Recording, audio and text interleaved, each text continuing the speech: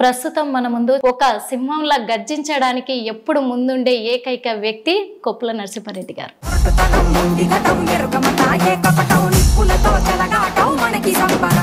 రేవంత్ రెడ్డి గారు పిలిస్తే మళ్ళీ కాంగ్రెస్ లోకి వెళ్ళే అవకాశం ఉంది. పిలిచాడు, చెప్పారు, ఆహ్వానించారు. కానీ నేను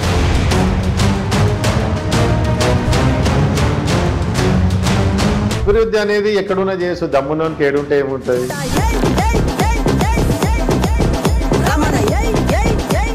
టేబుల్ ఎత్తేసి జోనల్ కమిషనర్ గారి మీద ఎత్తేస్తే 5 రోజులు నా మీద కేసు పెట్టి ఎక్కడ బట్టి ఇవ్వాలి, ఏం చేయాలనేది నాకు కూడా తెలుసు. కాబట్టి ఫైర్ బ్రాండ్ అనుకోవచ్చు.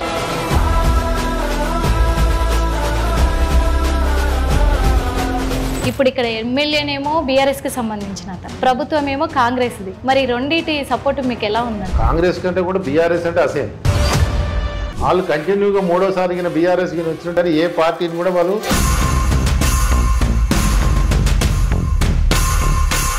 కాంగ్రెస్ ప్రభుత్వం కూడా ప్రజలకు ఇచ్చిన హామీలను పక్కన పెట్టి మూసీ సుందరీకరణ అని లిస్ట్ లో లేనివని కూడా తీసుకొస్తున్నారు. మరి ఇది ఎలా ఉందంటారు? వాళ్ళు అప్పులు చేసిపోయారు, వీళ్ళు గుంతలు పూడ్చడానికి కూడా శాతం అయితే లేదు. అమలుగానే హామీలను పెట్టించుకున్నారు. ప్రజలు ఏదో విధంగా మభ్య పెట్టాలి. పోరాడాలి అంటే భయం లేకుండా అలా వెళ్ళిపోతూ ఉంటారు, ఎంతకైనా తెగిస్తారు. మీకు థ్రెడ్ ఏర్పడుతుందనే భయం ఏం లేదు. అనేక కేసులు కేసులో భయపడితే ఈడు దాకా వచ్చాను కాదు, వాళ్ళకి తెలుసు ఏ మొండోడు ఏదైనా పోతాడు అని చెప్పేసి.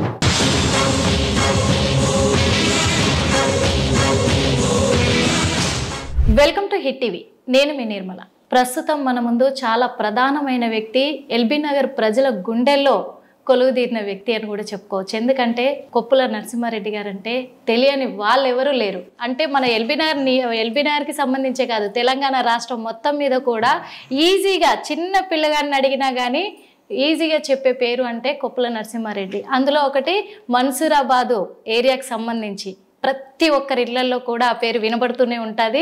మరి వాళ్ళే మన ముందున్నారు. ఇప్పుడు అసలు మన్సూరాబాదు ఏరియాకి సంబంధించి, ఎల్బీ నగర్ ఏరియాకి సంబంధించి మరి అభివృద్ధి కార్యక్రమాలు ఎలా జరుగుతున్నాయి, ఏ విధంగా జరుగుతున్నాయి, గత ప్రభుత్వం ఉన్నప్పుడు ఎలా ఉంది, ఈ ప్రభుత్వం ఉన్నప్పుడు ఎలా ఉంది, మార్పులు ఎలా ఉన్నాయి, ప్రజల గుండెల్లో మరి ఇప్పుడు తను కొలువుదీరి ఉన్నారు కదా, ఇప్పుడు ప్రజల ఆదరణ ఎలా ఉంది, ఇవన్నీ కూడా అడిగి తెలుసుకుందాము. ఎందుకంటే చాలా ఇంపార్టెంట్ కూడా.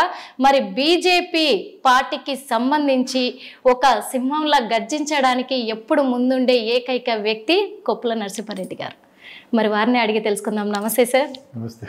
ఎలా ఉన్నారు సార్? బాగున్నా మేడం. బాగున్నారు, చూస్తేనే తెలుస్తుంది సార్. ఎందుకంటే ఒక బీజేపీ పార్టీలోనే కాదు సార్, మాకు తెలిసినంత వరకు కూడా, చాలామంది ప్రజలకు తెలిసినంత వరకు కూడా మరి ఇప్పుడు ప్రస్తుతము తెలంగాణ రాష్ట్రంలో కాంగ్రెస్ ప్రభుత్వము ఏర్పడింది.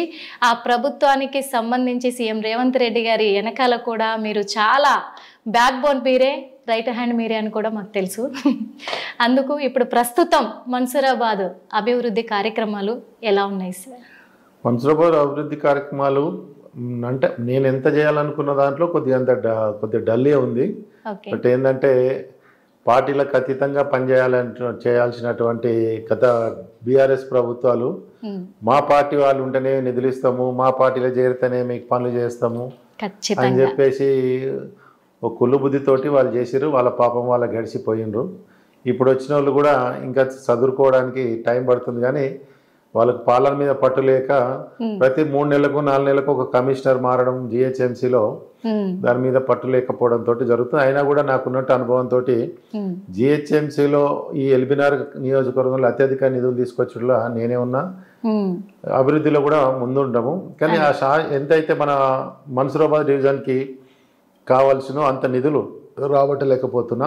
అదొకటి లోటు మాత్రం ఉంది. ఇంకా ఇప్పుడు ఈ సంవత్సరంలోనైనా పూర్తి స్థాయిలో తీసుకురావడానికి ప్రయత్నం చేస్తాం. అంటే మీరు పట్టుదలతోటి పనులు చేస్తారు కాబట్టే, మీ బలము అన్ని పార్టీలకు కావాలని అనుకుంటున్నారు కాబట్టే మరి మా పార్టీలకు వస్తేనే మేము అభివృద్ధి కార్యక్రమాలకు తోడ్పడతాము అని మీకోసమే వాళ్ళు అడుగుతున్నట్టుగా అనుకోవచ్చా సార్? అంటే గతంలో ఇలాంటి సంస్కృతి లేకుండే.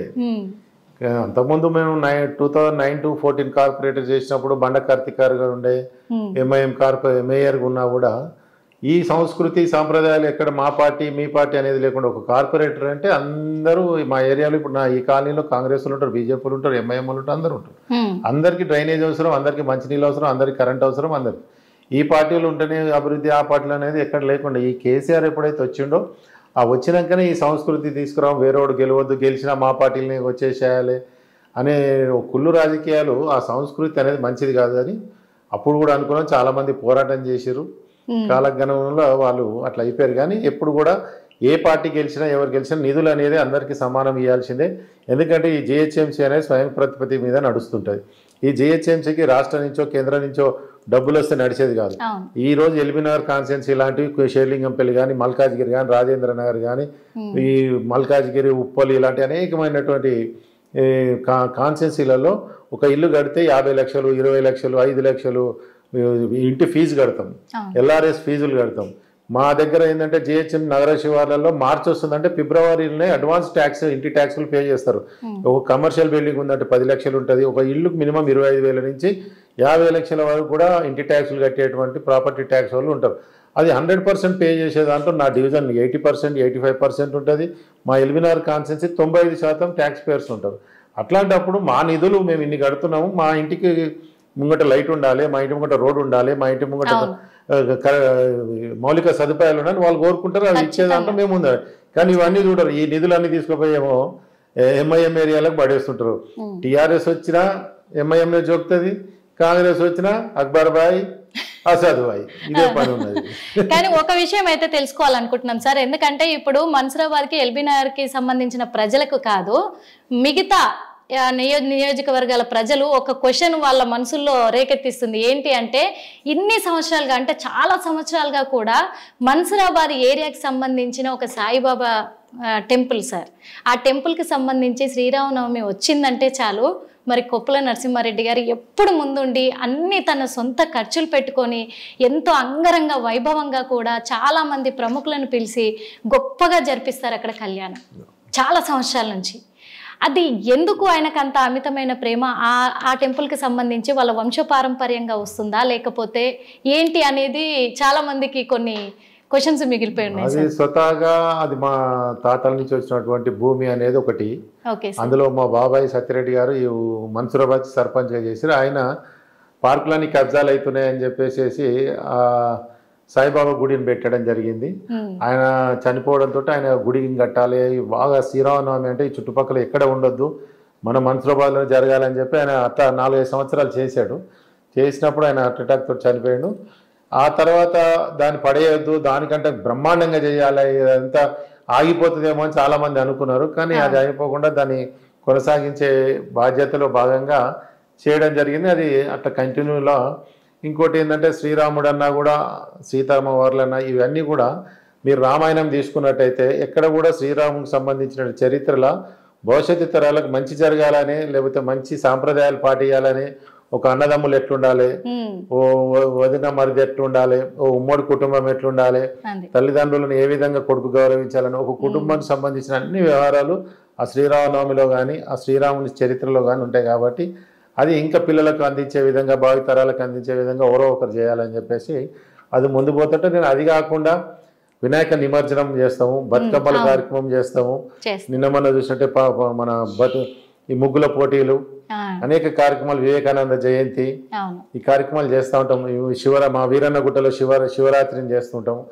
ఈ సంప్రదాయాలకు సంబంధించినవి నలుగురు మంచిగా ఉండే విధంగా పాటలు పాడే విషయాలు కానీ, యాక్టివిటీస్లో విషయాల్లో కానీ ఇవన్నీ కూడా మరుగున పడేయద్దు. ఎందుకంటే మనకి ఎంతో దేవుని దయ వల్ల పదవి వచ్చింది. ఆ పదవిని మళ్ళీ ఇంకోసారి కాపాడుకునే విధంగా కానీ, ప్రజలకు ఈ విధంగా ఒక పదవి వస్తే ఈ విధంగా ప్రజలకు సేవ చేయగలుగుతాము అనే దాంట్లో చూపించాల. దాంట్లో నిరంతరం ఇప్పుడు ఎంతమంది మీరు అన్నట్టుగా శ్రీరామనవమి చేస్తుంటే, ఇప్పుడు నాకు ఎందుకంటే శ్రీరామనవమికి చాలా సార్లు నేను కూడా ఇక్కడ పాల్గొన్నాను, 4,000-5,000 మందిని ఇదే రేవంత్ రెడ్డి గారు తలంబ్రాలు మోసారు అన్నమాట. ఫస్ట్ టైం ఆయన మల్కాజ్గిరికి పోటీ చేయాలని 2009లో అనుకున్నాడు, కాలేదు. అప్పుడు తలంబ్రాలు మోసి కూడా బ్రహ్మాండంగా దీన్ని తీసుకురావడం జరిగింది. తర్వాత ఆయన మళ్ళీ పోటీ చేసి గెలవడం జరిగింది. అట్లా మల్లారెడ్డి గారు కానీ, ఆర్ కృష్ణయ్య గారు కానీ, చాలా వీటల రాజేందర్ గారు కానీ, అనేక మంది ప్రముఖులను తీసుకొచ్చి ఈ తలంబ్రాలను తీసుకెళ్లే కార్యక్రమాన్ని కూడా చాలా ఘనంగా జరుగుతూ ఉంటది ఎప్పుడు కూడా. ఎందుకంటే అది మేము కల్లారా గుర్తించినందుకు హిట్ టీవీ వారికి ప్రత్యేకంగా ధన్యవాదాలు తెలియజేస్తాం. మేమే థ్యాంక్స్ చెప్పుకోవాలి సార్, ఎందుకంటే అంత మీరు లైవ్ పెట్టండి. కన్నుల పండగగా మేము స్వయంగా ప్రత్యేకంగా అక్కడ ప్రత్యక్షంగా చూసాం సార్ మేము అక్కడ. అందుకే నేను అది తెలుసుకోవాలని చాలా సార్లు అనుకున్నాను. విజయశాంతి గారిని కూడా తీసుకున్నాను, జీవిత గారు వచ్చిండ్రు. అది సార్ ముఖ్యంగా ఏంటంటే ఇప్పుడు మరి మన్సూరాబాద్కు సంబంధించి చిన్న చెరువు పెద్ద చెరువు మరి ఎన్నో అక్కడ డెవలప్మెంట్లు చాలా చేశారని తెలుస్తుంది. ఇంకా దాన్ని ఎలా అభివృద్ధి చేయబోతున్నారు ఏంటి సార్? పెద్ద చెరువులో మొన్న 2 days బ్యాకే ఓపెన్ జిమ్ పెట్టడం జరిగింది. అక్కడ పిల్లలు, చిన్నపిల్లలు, మహిళలు అయితే విపరీతంగా ఫిట్నెస్ సంబంధించి కానీ అక్కడ దానితో వ్యాయామ కార్యక్రమాలు ఎన్నో జరుగుతున్నాయి. వాళ్ళు అసలు ఆ సిస్టమ్స్ అన్నీ కూడా ఖాళీ లేకుండా ఆ 24 hours 20 hours ఎక్విప్మెంట్స్ యూజ్ చేసుకుంటా ఉన్నారు. అది సంతోషం అనిపిస్తూ ఉంది. ఆ పెద్ద చెరువు నేను వచ్చినాకనే డెవలప్మెంట్ చేయడం జరిగింది. ఆ పెద్ద చెరువులో ఇప్పుడు మీరు అన్నట్టుగా నేను నిమజ్జన కార్యక్రమాలు కానీ అన్ని బతుకమ్మ కార్యక్రమాలు కానీ యోగా June 21 నాడు మోడీ గారు ఇచ్చినటువంటి యోగా సెంటర్కి సంబంధించి కానీ రోజు చేసేటువంటి యోగా కానీ డైలీ 1000 మంది వాకర్స్ వస్తూ ఉంటారు. అక్కడ అనేకమైనటువంటి ప్రజలకు సందేశించే కార్యక్రమాలు కూడా చేయడం జరుగుతుంది. ఇంకా కొద్దిగా కోర్టు కేసులో ఉంది, ఇంకో 10 ఎకరాలకి కాపాడినట్టయితే మంచిగా అవుతుంది. హైడ్రా వల్ల కొద్దిగా ఇప్పుడు ఈ చెరువుల కబ్జా ఆగిపోతుందని అనుకుంటున్నాము. ఎందుకంటే గతంలో 10 సంవత్సరాలు కేసీఆర్ ఉన్నప్పుడు చెరువులు సర్వనాశనం అయిపోయినాయి, నాలాలు అయిపోయినాయి. వాళ్ళు కాపాడింది ఏం లేదు, వాళ్ళు జేబులు నింపుకోవడానికి తప్ప. ఇప్పుడన్నా ఈ హైడ్రా భయం అయితే ఉండాలి అని అనుకుంటున్నాము. ఈ హైడ్రా వల్ల కొద్దిగా 100% స్వాగతిస్తాం. ఎందుకంటే నేను అనుభవించాను. ఎందుకంటే మా చిన్న చెరువు కామినేని హాస్పిటల్ వెనకాల చూసినట్టయితే టీఆర్ఎస్ నాయకులు కలెక్టర్లు కంప్లైంట్ ఇచ్చినా కూడా నువ్వు బీజేపీ పార్టీ కదా మేము పట్టించుకోము అంటే ఈ టీఆర్ఎస్ ఏ పార్టీ ఏ కబ్జాలు చేసినా ఏం చేసినా ఎన్ని గవర్నమెంట్ ల్యాండ్లు కబ్జా చేసినా టీఆర్ఎస్ అంటే బారాకు మాఫ్ అని చెప్పి వాళ్ళు అట్లా చేసేది అట్లా అనుభవించినాం. కాబట్టి ఈ చెరువులు, కుంటలు, పార్కులు, ఈ స్కూల్ బిల్డింగ్లకు సంబంధించి ఇవి కూడా మనం కాపాడలేకపోతే ప్రజాప్రతినిధులు ఏం లాభం? అంటే మరి హైడ్రా వల్ల మరి పేదవాళ్ళే నష్టపోయారు, పేదవాళ్ళ మీదే. అంటే ఇలా హైడ్రా వల్ల 2 రకాలు ఉన్నాయి మేడం. వాళ్ళు ఓన్లీ చెరువులు, పార్కులు, పబ్లిక్ ప్లేస్లకు గవర్నమెంట్ ల్యాండ్లు కాపాడుతామన్న దాంట్లో మంచిగా ఉంది. వీళ్ళు మూసిక్ ప్రాంతానికి పోయినప్పుడు మాత్రం మేము కూడా వ్యతిరేకించడం, ఆ ఈటల రాజా అందరిలో అడ్డుకోవడం జరిగింది. ఆ సిస్టమ్ వేరు. మూసిక్ బాధితులని చేయడంలో వాళ్ళు తప్పు చేశారు. ఈ హైడ్రా వచ్చేసి పార్కులు కాపాడాలి, చెరువులు కాపాడాలి, నాలాలు కాపాడాలి అనే దాంట్లో మంచి పని చేశారు. మంచి అనొచ్చు, చెడు అనొచ్చు. దాంట్లో తప్పు చేశారు, ఇందులో మంచి చేశారు. అంటే చాలా మంది రాజకీయ నాయకులకు కావచ్చు, అలాగే ప్రజలకు కావచ్చు కొన్ని వ్యాఖ్యలు వినిపిస్తున్నాయి సార్. ఏమనంటే మరి రేవంత్ రెడ్డి గారికి ఒక రైట్ హ్యాండ్గా ఉండి, అంటే రేవంత్ రెడ్డి గారు ఈరోజు సీఎంగా ఎదగడానికి కూడా ముఖ్య కారణము కొప్పుల నరసింహారెడ్డి గారే అంటున్నారు. అలాంటిది మరి రేవంత్ రెడ్డి గారి దగ్గర నుంచి మరి బీజేపీలోకి పక్కకి ఎందుకు వచ్చేసినట్టు? నేను ఆయన పోరాటం నచ్చి ఆయన వెంబడి ఉండడం జరిగింది. ఆయన నా వల్ల ఎదిగిండి అనేది తప్పు మేడం. ఆయన పోరాటం చాలా ఉంటది. ఆయన శ్రమ, ఆయన త్యాగము, ఆయన వల్ల చాలా, అంటే ఆయన ఏదైతే జీవితంలో నేను ఒక ఏం పెట్టుకొని పైకి రావాలనుకుని అప్పుడు కూడా మాకు ఆయన ఓన్లీ ఎమ్మెల్యే ఉన్నప్పుడే నేను ఎప్పటికైనా సీఎం నైతా అనే ఓ గోల్ పెట్టుకొని పనిచేస్తుండే. ఇప్పుడు మేమైనా ఎల్బీనగర్కి ఎమ్మెల్యే కావాలని, కార్పొరేటర్ కావాలని ఎట్లయితే పోటీ చేస్తాం, ఆయన ఆ రోజుల్లోనే సీఎం కావాలని ఒకటి పెట్టుకున్నాడు. దాంట్లో ఆ పోరాటంతో ఆయన కంటిన్యూషన్గా జెడ్పీటీసీ, ఎమ్మెల్సీ నుంచి ఎమ్మెల్యే నుంచి ఎంపీ. ఇక్కడ మీరు మాత్రం లేదు సార్, చాలా కంఫర్టబుల్ గా చెప్తున్నారు అనిపిస్తుంది. ఎందుకంటే మీరు చేసిన పోరాటం అందరు ప్రజలు కూడా చూసారు. అప్పట్లో రేవంత్ రెడ్డి ఆయన చాలా సేవ చేసినాను. ఆయన కూడా నన్ను అలాంటి మర్యాదలనే ఇచ్చిండు. అయితే 20లో నా కాంగ్రెస్ పార్టీకి నేను స్వతహాగా బీజేపీ నుంచి వచ్చాను. నేను అప్పుడు కూడా టోటల్గా బీజేపీలో ఉన్నాను. 2009లో నాకు బీజేపీలో పొత్తులో భాగంగా టికెట్ ఇవ్వకపోవడంతో నేను టీడీపీలోకి పోయినా. టీడీపీ అక్కడ ఆయనకు అటాచ్ కావడం, 20 వరకు ఆయన వెంబడే ఉండడం. ఆ 10 సంవత్సరాలలో ఆయన చేసిన పోరాటాలు, ఆయనతోటి అనేక కేసులు, లాఠీ చార్జులు, ఇబ్బందులు, ఓసారి వారం రోజులు కూడా ఇంట్లో పండుకోబెట్టాలి. ఆయన మనిషి అంటేనే అరెస్ట్ చేస్తుండే. ఆయన పొద్దున ప్రోగ్రామ్ చేస్తుంటే మేము పొద్దున్న 4 గంటలకు హౌస్ అరెస్ట్ ఉంటుండే.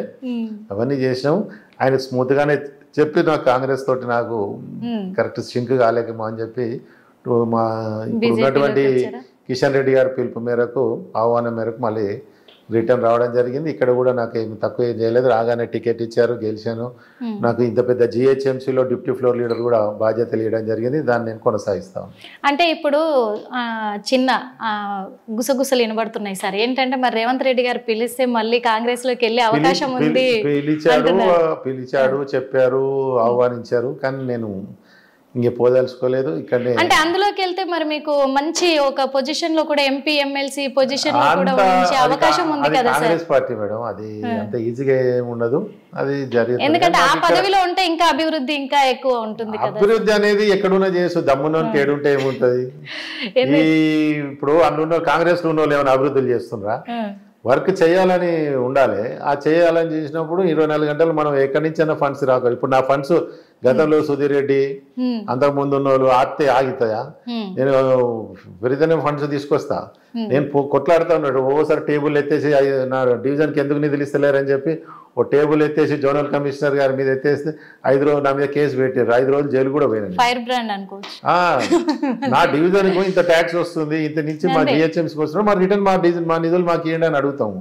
ఇవ్వకపోతే ఏ విధంగా ఇవ్వాలని, ఎక్కడ బట్టి ఇవ్వాలి, ఏం చేయాలనేది నాకు కూడా తెలుసు. కాబట్టి నా ఫైల్ అంత ఈజీగా ఏం కాదు. ఇప్పుడు ఉన్న పరిస్థితి ఏంటంటే జిహెచ్ఎంసీ టోటల్ గా సర్వనాశనం కావడానికి, నిధులు లేకుండా చేయడానికి ఈరోజు కాంట్రాక్టర్లు కూడా అడుక్కునే పరిస్థితికి వచ్చింది. ఇవాళ ఇన్ని ఇబ్బందులు పడడానికి కారణం ఈ టీఆర్ఎస్ చేసినటువంటి స్వయంకృత అపరాధాలే. ప్రతి రోజు ఏ కార్యక్రమం రాష్ట్రం అది మిగులు బడ్జెట్ నుంచి తీసుకొచ్చి అప్పులపాలు చేసిన, జిహెచ్ఎంసీ మిగులు బడ్జెట్ నుంచి ఈ అప్పులపాలు చేసిన అన్ని వాళ్ళ అనాలోచిత చర్యల వల్లనే, వాళ్ళ బిల్డప్ల వల్లనే, వల్ల కల్వకుంట్ల ఫ్యామిలీ వల్ల, దాంతో ఇవన్నీ అయినాయి. ఇప్పుడు రేవంత్ రెడ్డి వచ్చినా, రేపు ఇంకా బీజేపీ వాళ్ళు వచ్చినా కూడా అప్పులు తీసుకొచ్చి 100 కోట్ల అప్పులు సాధ్యంగానే హామీలన్నీ తీసుకొచ్చి పెట్టుకొని చేసి ఇవన్నీ చేయండి అంటే ఎట్లా చేస్తారు? ఈరోజు పరిస్థితి అట్లనే తీసుకొచ్చారు. ఇంకా సంవత్సరం అయితే కానీ కాంగ్రెస్ వాళ్ళు సెట్ గారు. అంటే ఇప్పుడు ఎల్బీ నగర్ నియోజకవర్గానికి సంబంధించి సుధీర్ రెడ్డి గారు ఎమ్మెల్యే అవ్వడానికి కూడా కారణము మరి అది రేవంత్ రెడ్డి గారు నాకు చెప్పడము. అప్పుడు నేను రేవంత్ రెడ్డి గారు తోటి ఆయన, ఎందుకంటే మీ సహాయ సహకారాలు చాలా ఉన్నాయని కూడా, ఎందుకు మీ ఇద్దరి మధ్య ఇంత విభేదాలు ఏర్పడ్డాయి? అంటే ఇప్పుడు నేను ఒక్కనే ఎదగాల, నేను ఒక్కనే లీడర్ కావాలి, నేను చేసిన పనిని కూడా నా పేరే చెప్పాలి, అట్లా ఒప్పుకునే పరిస్థితి కాదు కదా.